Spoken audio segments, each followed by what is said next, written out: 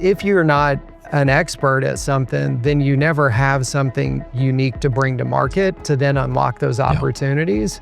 And it's like, and it's doing those things that are above and beyond. I create short form content on social that really just amplify you as the expert you are, get you in front of more people's audiences, and help kind of shortcut expanding your reach. It's hard to think about niching down, but inevitably, like if you were the go-to person for speaker reels, you would also get requested for other kinds of videos that you probably like, and that you're probably good at and that you can totally do.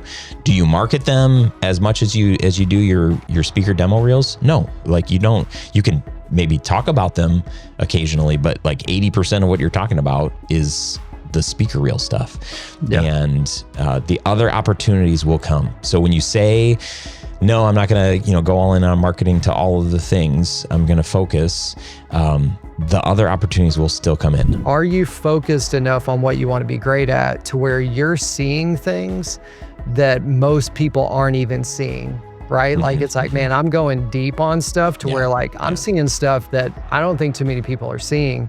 And that's where you see problems in the marketplace that not too many people are seeing, and then can develop solutions to those things. And then at that point, you're coming to market with something truly unique that solves a real problem that very few other people do.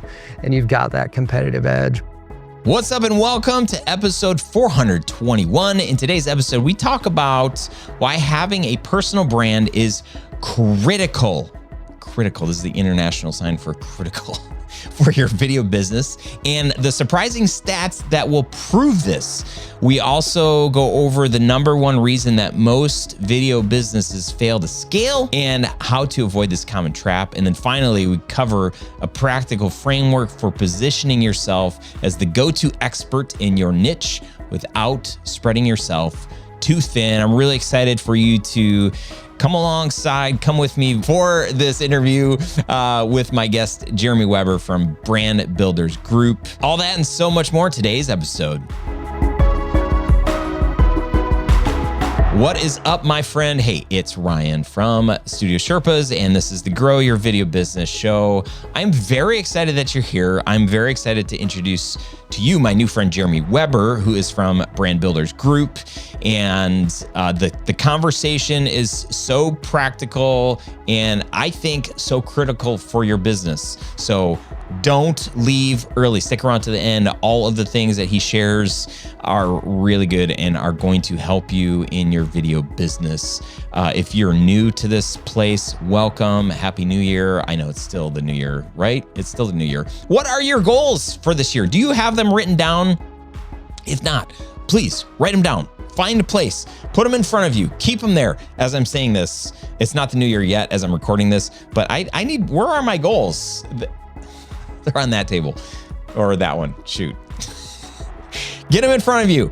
It's scientifically proven. I think there's neuroscience and there's probably some other sciences that say if you write out your goals, you're going to be more likely to achieve them. If you keep them near you and in front of you and you look at them often, they're more likely to happen. Do you want your goals to happen?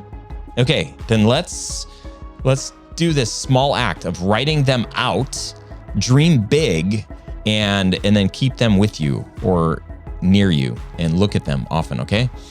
Let's commit to that together. I have a new workshop I would like to invite you to where I share my 20 years experience, not just my experience, but my biggest takeaways, the things that I think right now in 2025 that will help you the most to grow your business, to scale your business, not just to make more money, but to find more freedom, to be more profitable, to keep more of that money that you're making, to not have to keep grinding and doing seemingly meaningless tasks.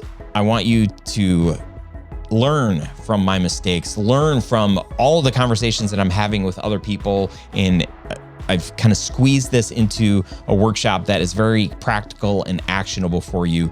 Get access to this workshop. It is my gift to you. Just go to studiosherpas.com/10xfilmmaker and you can get access to the workshop there. That's all I have to say, except for I'm so excited that you are here, that you're spending this time to work on your business, to think about your business.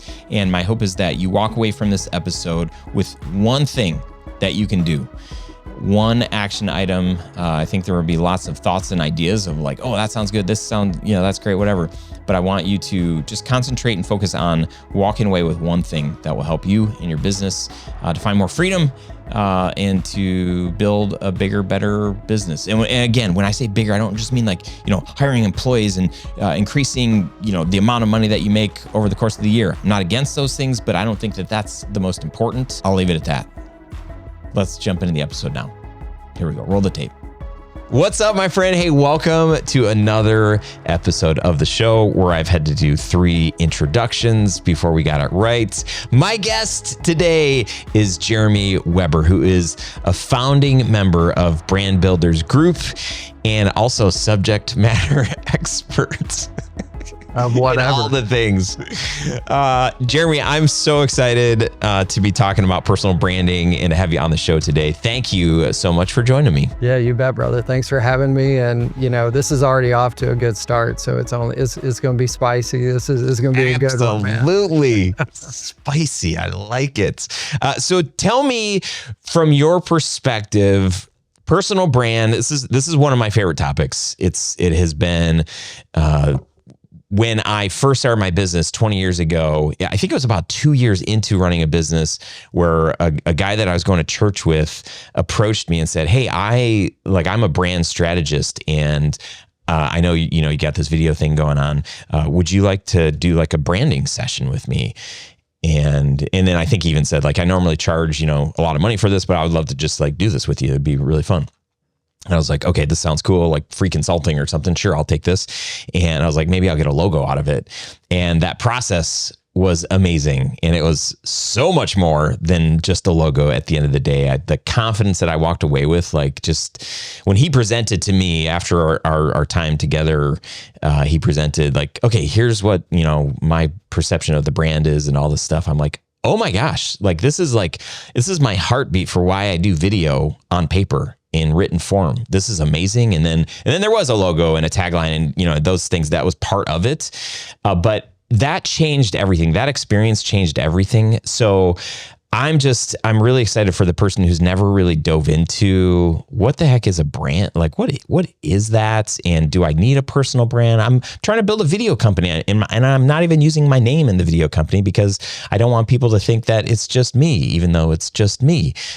What does a person need to be thinking about the value or the importance of having a personal brand as a video production business owner, solopreneur, whatever I am in this space? Is it important? Yeah, I mean, like good ending there, right? Is like, is it important, right? And we did this national statistically valid, research study called the Trends in Personal Branding to just try to put some numbers to, because I mean, it's easy for me to say, yeah, it's important to build a personal brand. Come get our help, right? But like, what do consumers think about it, right? Mm-hmm. And I've got a few stats here that are pretty powerful. So like 82% of Americans agree that companies are more influential, all right, if their executives have a personal brand they know and follow. All right. 74% of Americans are more likely to trust somebody with an established personal brand.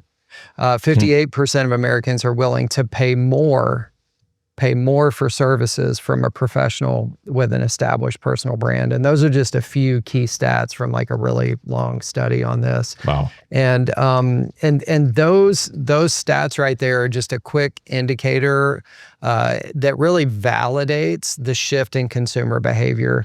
A lot of this started, way back when social media kind of came on the scenes. But I think what we're seeing as a byproduct to that, and obviously this is not new news, right, with influencer marketing and all these things. But the bottom line is consumers are valuing more than ever knowing the individual, right? Now, some individuals, right, that are well known, they are the entire business. Those would be influencers, right? And if something happens to them, there is no business. There's nothing to sell, right? And there's money to be made doing that. There's a lot of risk in that, and there's not much of a sellable business, and there's lots of drawbacks. There's pros and cons with those types of lifestyle businesses. But the other scenarios are bigger companies, right, that are in whatever sector of the economy. And there is the company brand, and that has existed and will need to continue to exist. But within that company brand are experts, thought leaders, people that maybe are the founder or, different roles. It doesn't really matter. But those are key people that are driving growth of that company. And what these stats are telling us is that if you want that competitive advantage, if you want to kind of drive growth that, is outpacing the market, it's a combination of branding and positioning the company, but also looking at how we brand and position key thought leaders or key people inside that company as kind of this extension, this expert extension from the back end business. And it's not that we're trying to position them as somebody that's starting their side hustle and leaving, right? Like, no, they're a tactical extension of the back end business. And there's lots of strategy that goes into how to position them and all these things where there's alignment.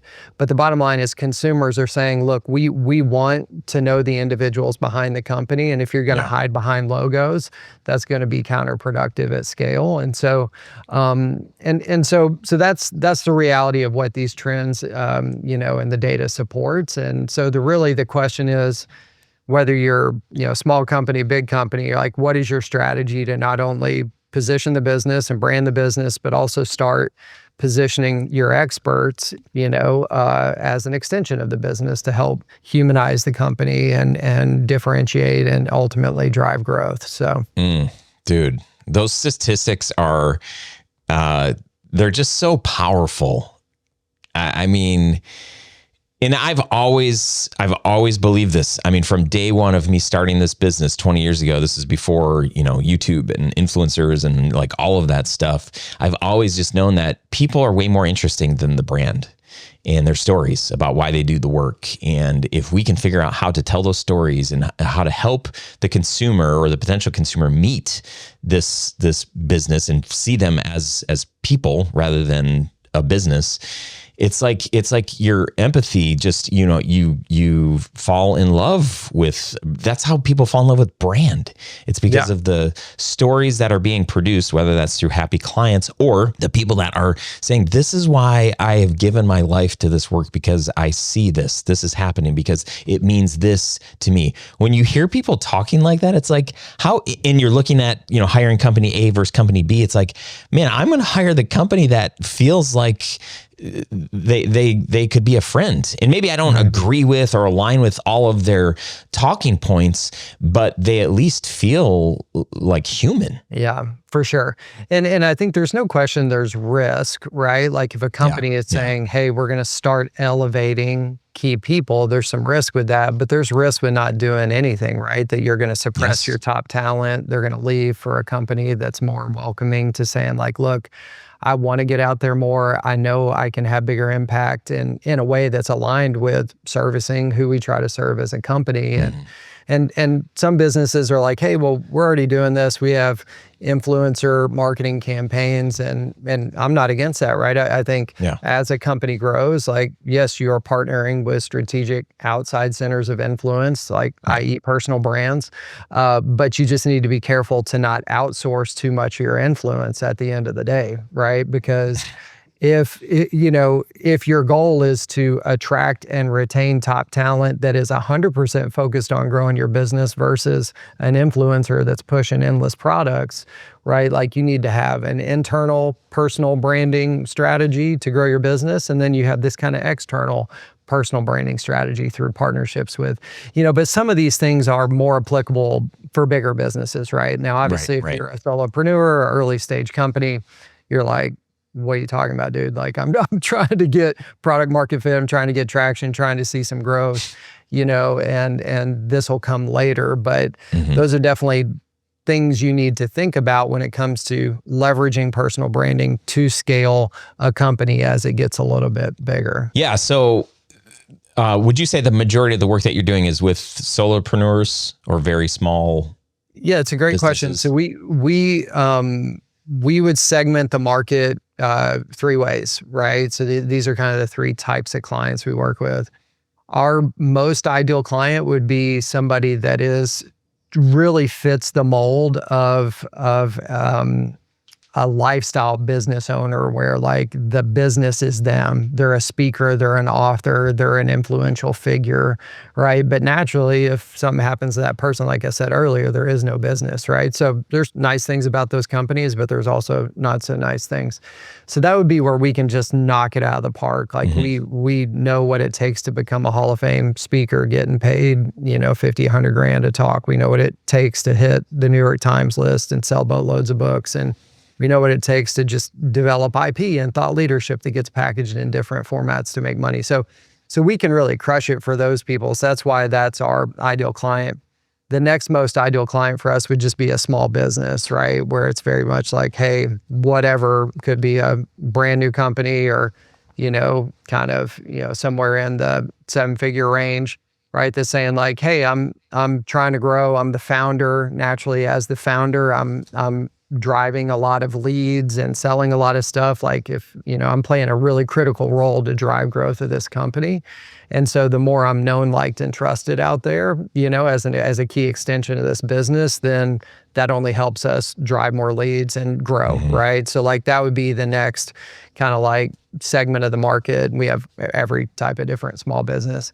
And then the third one, which is, we don't have a ton of clients in this segment, but I think for me personally, this is where there's, like a lot of exciting growth potential over time, is enterprise accounts where we would be working with top talent in big companies. So like Microsoft, Cisco, Ancestry.com, like, multi-billion-dollar type companies. And obviously the talent we're working with is not like, hey, how do I become more well-known to then start my side hustle, right? They're saying, how do I become more well-known and liked and trusted by the hundreds of people I lead, or I head up our partner channel. So I need to be more known, liked, trusted by all of these partners that are so it varies, what the focus is and who we're trying to, earn more trust with at scale by having a more influential personal brand, but the mechanics are the same, right? It's just a different business entity. So we have some of those, and those are exciting and new challenges that come with working with top talent in big companies. But yeah, like those are the three main types of clients we have. Yeah, love that. So if I'm a video production business owner and I'm running this thing and I have a desire to, I'm just realizing like, wow, there's a lot of work here, too much for me to handle by myself for the long term. So I definitely want to grow. I don't want it to just be me. And maybe I don't want to be the only one selling one day.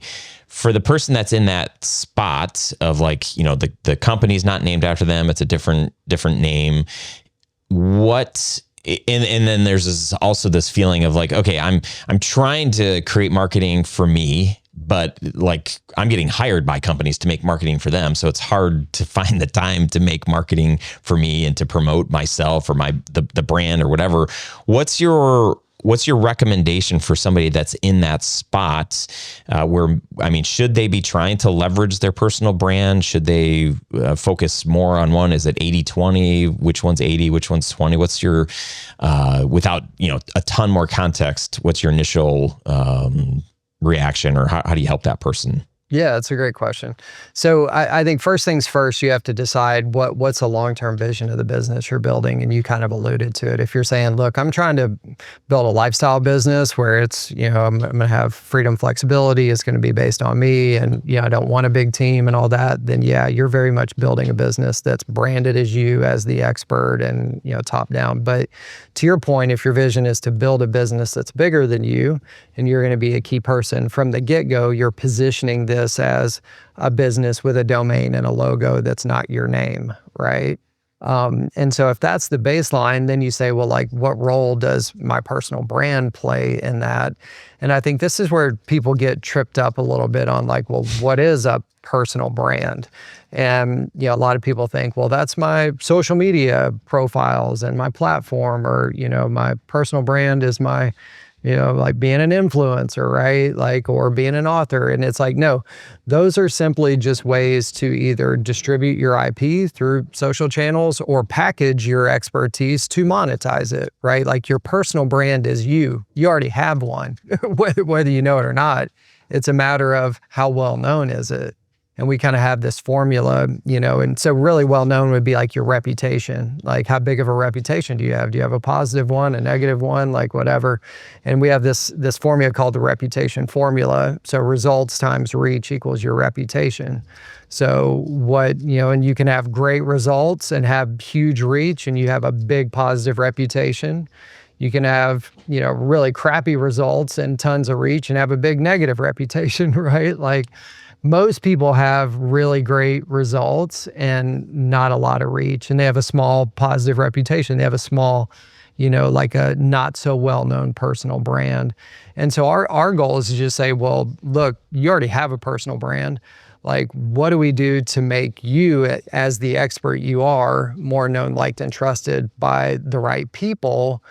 But do that as an extension of the business, right? It's like not a side business. Like, I'm building my personal brand 20% of the time, I'm building my business brand 80. It's like, no, you are the founder of this company, and you need to be doing these things that not only make more people know about you as the expert you are, but also let you drive more traffic to the business and grow the business, right? It's all one and the same. And so I think that's the thing is, look, when it comes to the go-to-market activities, whether it's posting on social or, getting out in front of other people's audiences, like, that is you. Like, it's not the business doing that, right? So it's a matter of just saying, like, look, you need to be doing key things as a key person in this company that takes likely your IP, your proven approach to, creating this great video content in this niche better than anybody else out there, whatever it is, right? And being that person that's the tip of the spear, sharing strategic like subsets of your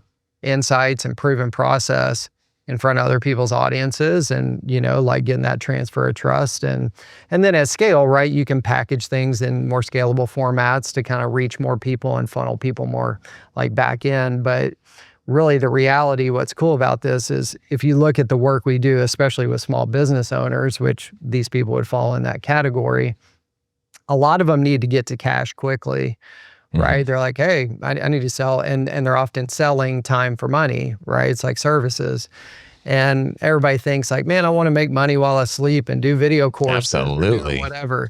And it's like, we have some big affiliates that are big in the, kind of course space. And so a lot of people that come from them when we do stuff with them are like, I've been working with so-and-so and I need help with like making, and it's like, how big's your platform? Like, how many people do you have to sell this, $99, $4.99 thing like to? And it's like, not many. It's like, okay, you're about to spend a lot of time, money, effort building something, and then you don't have a lot of people to sell it to. So it's like, it's not should you or shouldn't you do those more scalable kind of things. It's like, when should you?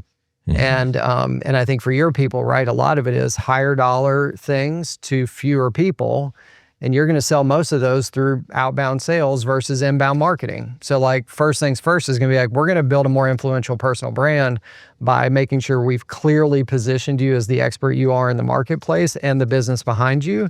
And then making sure you're doing all the offline things to build relationships, get referrals, and do it that way before we worry about posting online and hoping we have some people see it. And then so that from a percentage perspective, we usually see like 80-20, like 80% sales, 20% marketing in the early days. And then as you get more traction, right, then you're allocating more to the online things that expand your reach, and that's how you scale it up. But, the order in which you do things is really what a lot of this stuff boils down to. And most people are chasing the get rich quick or the easy button things, and it's all backwards. Frankly, if you look at how to build a business and how to use influential people to be a key element of how you grow your business. So yeah, but again, there's lots of shiny objects out there, so it's hard to blame. Oh yeah.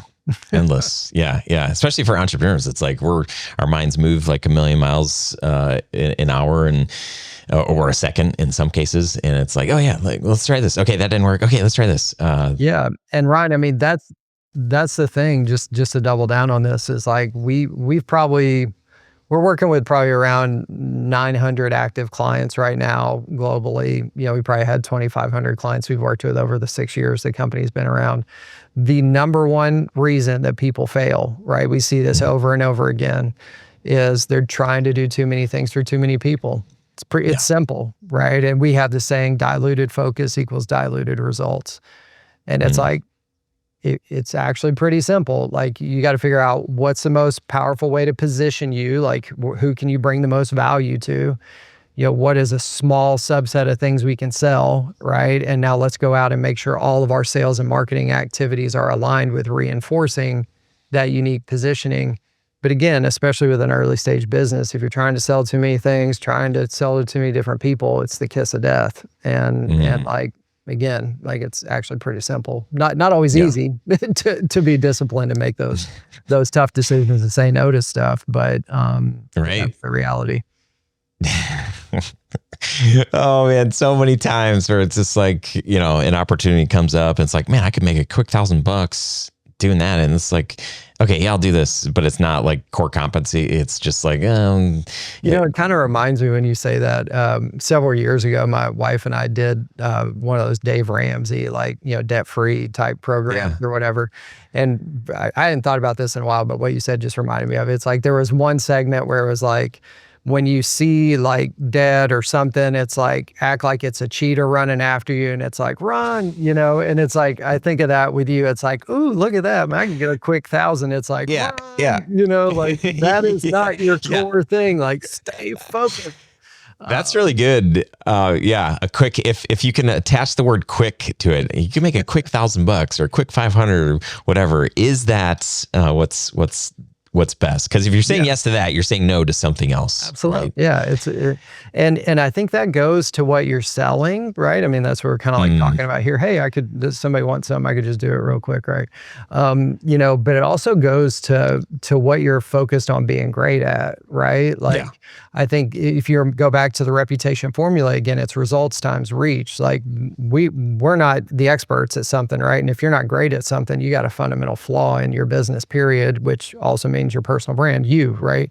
And so, and I think we see so many people that dabble, right? Like, they dabble in so many things. And that's why there's so many people out there that are average at so many things. And then they're putting out content or spinning up businesses that are all average. And it just adds to the noise in the marketplace. And so for me, the kind of, the way I kind of think about it is, are you focused enough on what you want to be great at to where you're seeing things that most people aren't even seeing, right? Like, it's like, man, I'm going deep on stuff to where, like, I'm seeing stuff that I don't think too many people are seeing. And that's where you see problems in the marketplace that not too many people are seeing, and then can develop solutions to those things. And then at that point, you're coming to market with something truly unique that solves a real problem that very few other people do. And you've got that competitive edge. But if you're just spewing the same stuff and offering the same things, it's like, come on, like, I feel like I've heard this 50 times. And it's hard to really see any exciting growth if that's kind of the foundation of the business. Yeah. The thing is, though, like, when you start, when I started my video business, and when I talked to, most of the people that I coach and that I spent a lot of time with, the early days, you say yes to every opportunity because it's like, well, like, I got to make money, right? So, and then you're just trying to figure out what do I like doing in this work and what don't I like? And some people do this work for 20 years before they realize, I never want to do that kind of project again, but like, they keep coming up. It's easy money. It's quick money, but it's hard to say no to quick money. But if it drains your soul and it sucks the life out of you, is that worth it? Like, I mean, if you don't love what you're doing, right, you need to take a hard look at what you're doing. But I think to your point, right, like, if we're looking at the typical evolution of a business, right? In the early days, it's a lot of the time for money, and you may have multiple service offerings that are all time for money just because you're trying to pay the bills, like you said. I think where people get really upside down, I kind of alluded to this earlier, is when they're distracted with some of those things being more scalable things too early, because there's a lot of production time and build time to go do that. And it's like, look, you're not ready for that. So sure, if you need to sell different service offerings because you're just trying to sell what you can to pay the bills, cool. As you're doing that, pay attention to where you're getting the most natural traction. What do you love doing? So you can gradually pare that down into a smaller list of service offerings, still trading time for money. And then eventually you'll earn the right to be like, man, I got more people wanting my time than I have time for. okay, cool. Now we have a supply and demand issue and you can raise prices or add people, or there's lots of different ways to deal with that bottleneck. But I think again, when people are trying to do too much early and some of those things, it's like, that's not the right time to do them. That's when you really get into trouble.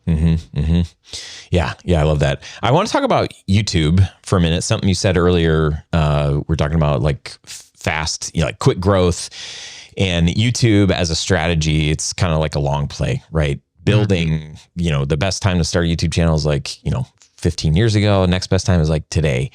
So for somebody that's in the spot of like, okay, I've got this solo business, but I kind of want to grow this to just more than me.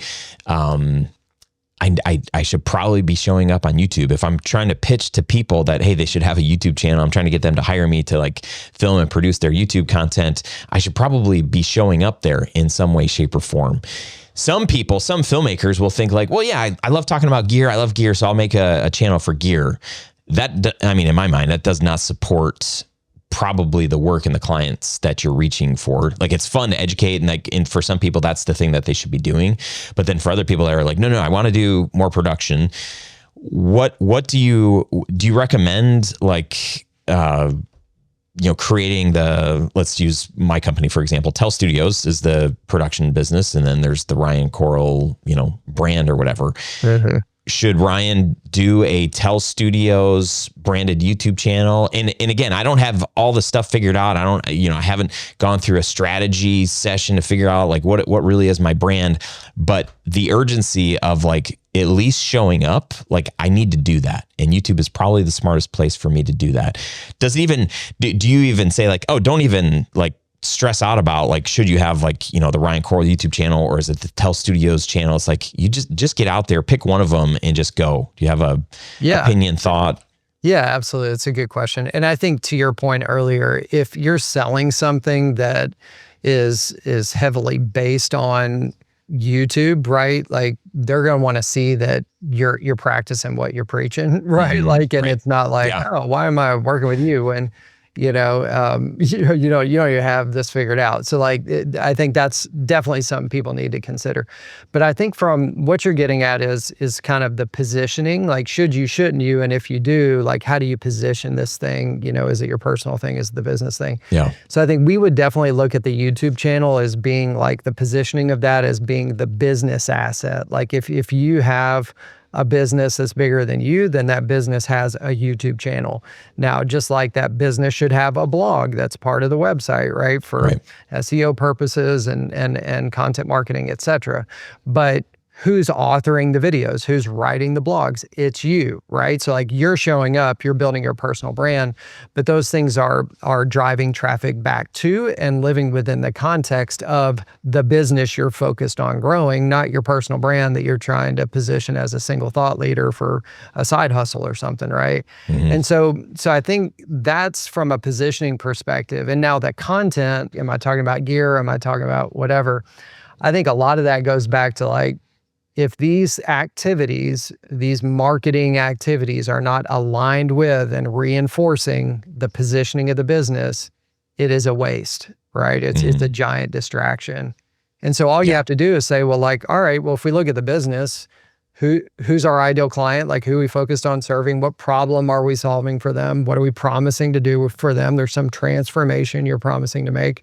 How do you deliver on that promise? What's your proprietary process, right? Like whatever.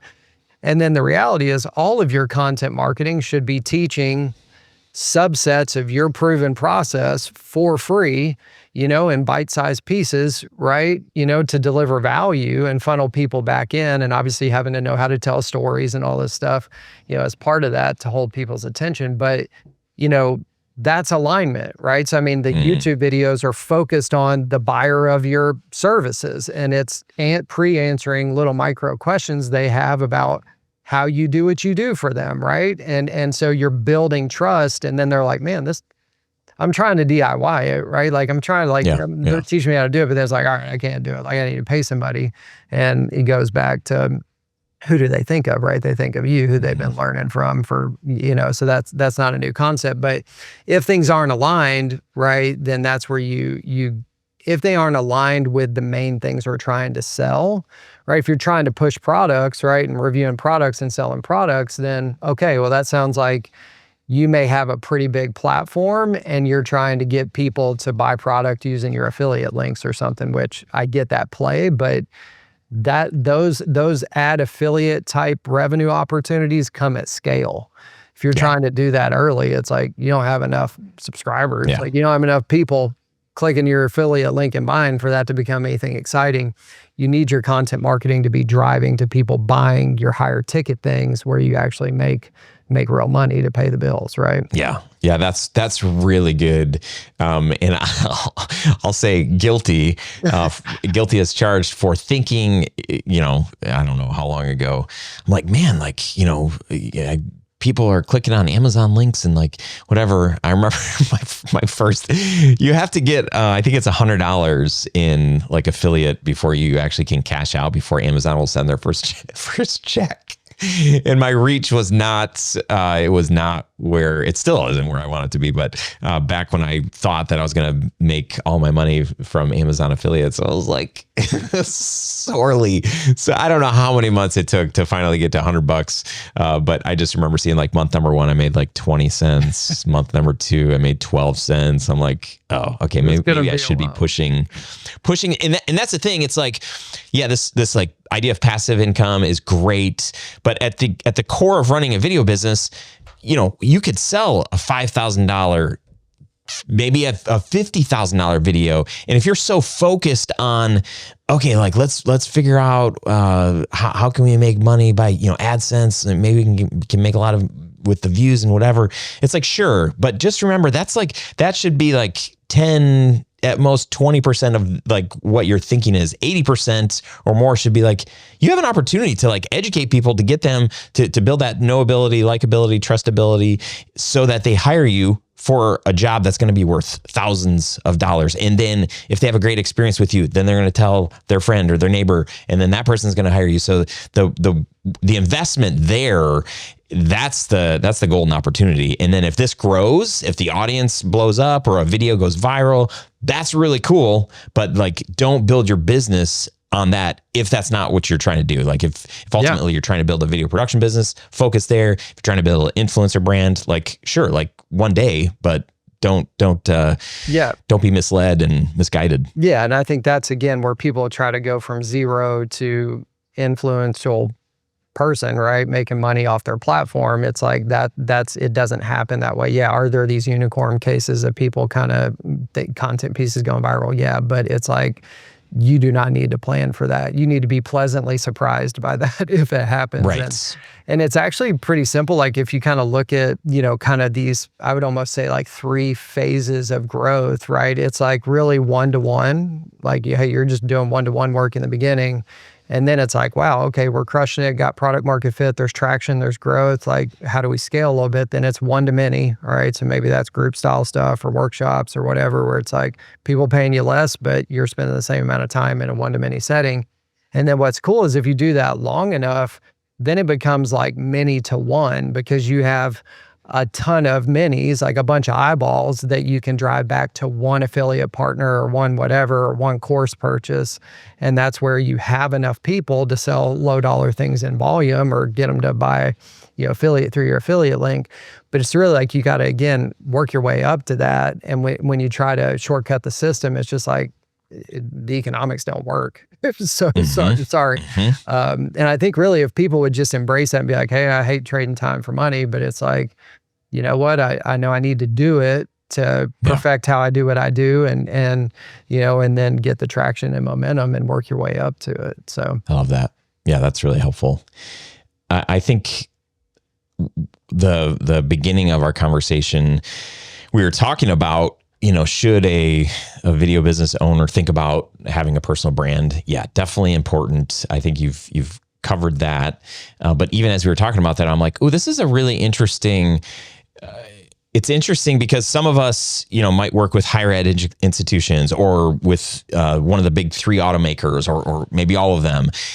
There is this like amazing opportunity to be able to approach our current clients probably and say, hey, who is on your team or who's a part of this business that really should be kind of leading the charge and have more influence than they currently do. And here's how we could come alongside you and help elevate this person as this thought leader. And here are some of the things that we can do in order to do that. So it's like, yeah, like building your own brand, but then also saying like, this is actually this is a service that we could offer. In the space that you're in, are there any kinds of videos for these types rather than focus on like the solopreneur, personal brand influencer person, but like, let's just talk about the business or the enterprise. Are there any kinds of videos that you're seeing like, oh yeah, like if I was starting a video business today and I loved kind of the storytelling aspect or focusing on one person in that personal brand for an organization, what kind of content would you be pitching to a client? Yeah, great question. I mean, I think the first thing is how can you just niche down in general, right? And I mean, you kind of alluded to it. There's two elements of that. It's like sector. So I just specialize in higher ed or whatever. And then it's like, what kind of video? Because I think that's some of the good and bad in your space is like videos everywhere. You can do all kinds of videos. And if we're being approached by somebody to say, hey, like we're great at video, we want to help your clients with video, we're like, well, give us some, like, what do you specialize in? Like, we would want to know. So I think that some of the niche areas we see, I mean, is obviously just content marketing. So it's like, hey, I'm great at taking, short form stuff and optimizing it to get as much organic reach as possible, right? So that would be kind of low hanging fruit. And then we see kind of more polished higher end stuff that would be in the space of kind of like a speaker demo video. And I mean, and I'm sure you're well aware, like there's companies that is all they do. It's like we crush it at being able to create speaker demo reels, right? Like, and then when you get into book launches, there's naturally like book trailers or master classes or little kind of video assets that happen there. And then the other kind of big video thing that is part of a book launch, but also could just be part of any product launch is kind of like virtual summits. We see a lot of people doing those, whether they're pre-recorded or live or simulated live, right? So I think that's an interesting asset that you do have to have some pretty good technical abilities, especially if you're live streaming and have multiple speakers and have a hybrid audience or something, right? So I think those would be some of the more advanced kind of scenarios, but the reality is the demand for those is only going up, and so video people that specialize, right? They're like, hey, we don't do everything. It's like, no, we crush it at this. Like those are the people that grab our attention because it's like, we know you're going to crush it, right? And we need somebody that comes in and is not average at something. We need somebody that knows the ins and outs of blank. And I think that would be the thing is like, if you're say, hey man, we specialize in content marketing. It's like, all right, well, we know the capture, but we know the intent behind the video. So we're doing the capture and the production in a way that's optimized for the intent, right? So like when you're kind of specializing, then you have that full spectrum of knowledge that you bring forward into the front end that gives benefits on the back end. And that would get applied to any of these scenarios I talked about. But yeah, I mean, my request is just like, be great at one application of video to start. And then like, if you're great at that, then okay, you can be great at more. But what I don't want is like, we do everything video, unless you got a giant agency. Cool. Like, all right, let's see all your people. Right. Yeah. When it's you. And again, early on, I had to overcome the scarcity mindset and, I was taking like the first 6 months of my business, the variety of jobs was just hilarious. And because everybody's finding out, oh, Ryan, you do video, can you do this? Yep. I'll figure out how to do that. Can you do this? Yep. There's lots of like figuring out and then realizing later, like, oh, I never want to do that again, which is fine. And then I filmed a wedding 6 months in, and it was at this really fancy, but I mean, it was like the fanciest wedding I'd ever been to. I got like the really good meal. The client was awesome. They loved what I delivered to them because I only charged them $500. So I think their expectations were really low. But I got done with that and I was like, this is what I want to do. This is what I want to focus on. And we built that brand over the course of like 7 or 8 years, traveled the world, got to meet all sorts of celebrities and be in places that I did not deserve to be in. But when it came to people, those type of people looking for a wedding filmmaker, I was on a short list that would get referred and that would get in the room. And it was because we were specialists. If we were doing all the other things, if we're doing photo slideshows and we were doing, brand videos over here and some live streaming over there, and we were offering all these things on our website, but our website was just for couples, just for weddings, and it had a high-end luxury feel. So it wasn't just for any kind of wedding. It was a very specific kind of wedding, ideally destination wedding, these things that we were very, when we went through the branding process, it was like, oh, we can go after this. We can target these. And we did the branding and we started hanging out in the right places. And it was like, oh my gosh, like this actually works. The biggest challenge for us came when we launched our corporate brand in 2012. And I said, well, let's do the same approach as far as like high level, cinematic, beautiful, heartstrings type videos. And let's just market them to all the businesses because they all need this. And at least my experience in marketing, trying to market to all the businesses, I was really marketing to, none of them. It wasn't resonating, and it just that approach didn't work. Yeah. And that's the thing is, we can plan for days and sometimes we can't plan for everything. Right. So, I think for me, just to kind of connect a couple dots here, because I think we're talking about just business best practices, a lot of this, but I want to layer in like, okay, well, what is unique about this personal brand component again? Like I would very much say like who we're focused on serving, problem we're solving, promise, how we deliver on it, right? Niching down, like we're great at weddings, right? Or wedding videos or, those are just business fundamentals. But what's cool is if you think about that, once you niche, once you figure out kind of the core things, you're not trying to do too much for too many people and you go to market, well, there's naturally the outbound sales and then I'm posting online and creating YouTube videos or like whatever. But the things that are going to differentiate you, right, is if it's like, if you've niched and you actually have something unique you're talking about, let's say you niche down and you're like, I don't want to use weddings because I don't understand that world. So, but let's go back to like, let's say you are the ninja at speaker demo videos, right? Like that. So very clear audience. People that are trying to grow their paid speaking part of their business. If that's your niche, well, you have a lot more than just a process that delivers a great product and some services that people buy.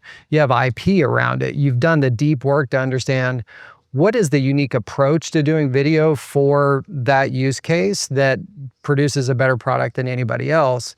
And so then you say, well, you know what? I'm the person that is the go-to expert. Like, if you want to know the latest trends on what video, speaker demo videos work the best, like this is your person. Ryan is your person. And so, hey, you know what? I put on conferences that, have a bunch of professional speakers. I'm bringing Ryan in to talk and deliver his signature keynote. Maybe I even pay him for it, right? Because he is the expert on that type of video. And you know what? Eventually, Ryan packages his proprietary process to create killer speaker demo videos in a book. And then Ryan has a book that now gets him on more stages and higher fees and hit a bestseller list, right? So if you're not an expert at something, then you never have something unique to bring to market to then unlock those opportunities. And it's like, and it's doing those things that are above and beyond. I create short form content on social that really just amplify you as the expert you are, get you in front of more people's audiences and help kind of shortcut expanding your reach, right? But again, all of that is aligned with simply funneling people back in to buy your speaker demo video service package, right? Or whatever. So it's the personal brand is aligned with, kind of the business brand, and it's all one and the same. It's not like a side hustle or a different business you're building parallel to your main business. If you're trying to be disciplined and not get spread too thin. So that's kind of an important thing to remember. Yeah. I love that. The people in the masterminds that I lead, the video companies that are the most successful are the ones who have a very particular niche. They're not doing all the videos for anybody that comes to them. It's hard to think about niching down, but inevitably, like if you were the go-to person for speaker reels, you would also get requested for other kinds of videos that you probably like, and that you're probably good at and that you can totally do. Do you market them as much as you do your speaker demo reels? No, like you don't. You can maybe talk about them occasionally, but like 80% of what you're talking about is the speaker reel stuff. Yeah. And the other opportunities will come. So when you say, no, I'm not going to, go all in on marketing to all of the things, I'm going to focus, the other opportunities will still come in. I think that's just a fear that we have, where it's like, man, I don't have the guts to risk, somebody not hiring me for that, $1,000 thing that's so easy to do. If I tell people all I do is speaker reels. Yeah. And I'm glad you brought that up. I mean, and we actually have experienced this at Brand Builders Group, right? Like, and it's not that you can't have multiple things on the menu, to what you're saying. Like, yeah, right. Now you don't need to have too many things. That's where it becomes a problem. But yeah, like you can have a few things, but you need to prioritize them. So what's the number one thing? We would call it your primary business model. And a lot of your sales and marketing activities are obviously aligned around amplifying that and getting people in there and then upsell them into other things or cross sell. But at Brand Builders Group, what we again experience firsthand is that we have a lot of tools in our toolbox, right, that we can use to help people become more well-known. But us, where we really took off and have kind of like broken into big accounts, it's actually like less about doing more, right? It was about doing less. And it was our stuff around book launches. Like that's one motion, that's one activity. How do we take your book, sell a boatload of copies, and help you hit a major bestseller list? And that's one tool in our toolbox, but it's that tool that break through the noise out there, right? And break through the wall in a lot of ways and get into some really big accounts that we would have never been able to get into if we were just like, hey, we're your personal brand strategy firm. Is that still what we are? Yes, but that tip of the spear is that one thing. So it's kind of the same with you. If it's like, hey, the speaker demo video is the tip. But yeah, once you hook them in on that, you can expand how you service them. But again, if you're trying to lead with everything, that's where it becomes a problem. Right. You said this twice and I forgot about it, and I'm glad you said it again. Did you say buttload or boatload of books? It could be either one, boatload. Okay, because I was curious, like, is it a different amount? Like, is a boatload more than a buttload, or is it about the same?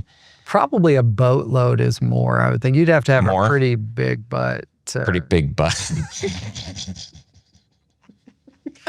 Or a small boat. Yeah, I mean, it could be a small boat. It'd be a pretty small boat. But yeah, boat load. Let's just say a lot. We sell a lot of books. Oh, that's great. We never have fun at the beginning, right? Like we got. Sorry, I saved it till the end. If people want more information, the work that you guys do is so good. I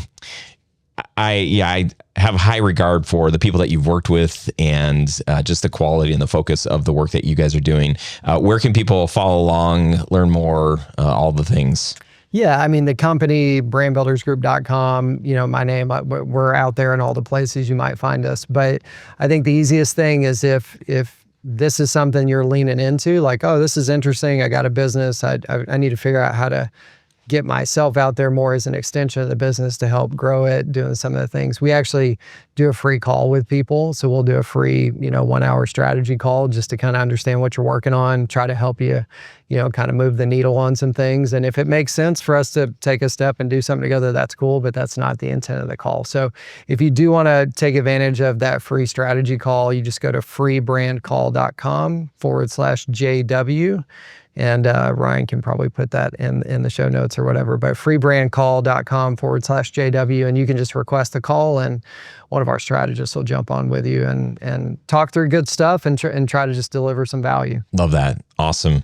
Well, dude, this has been so fun. How do you want to leave us today? Man, thank you first off. Yeah, again, just the opportunity to hang with you and hopefully share some value to your audience. I mean, I think we've talked a lot about how do you make more money, how do you, all this stuff. And at the end of the day, we do want to be intentional about driving revenue growth and, kind of paying the bills. That's obviously important. But I think the bigger, kind of why behind the work we do is there are so many experts, right, that are out there that are really great at what they do. And just the reality is not enough people know about them, right? And that limits the money you can make, yes, what we've been talking about, but also limits the impact you can have on people. And, if you care about what you do and you're good at it, like you're solving real problems for people that need a solution, and their lives are better as a result of working with you. And so that's the why behind our work, is how do we help experts just have bigger positive impact? And if we focus on that, the money will come, and those things that are important, but that's not the bigger reason. So I know it's a grind. It's not easy building businesses, building personal brands, right? It's not easy, but if you stay focused on that, it's that gives you that durability we all need to stay grinding, Love that. Awesome, my friend. Well, hey, appreciate it. Thank you for showing up for my people today, and just grateful for it. Yeah. Thank you, brother. All right, friend. Hope you enjoyed this episode.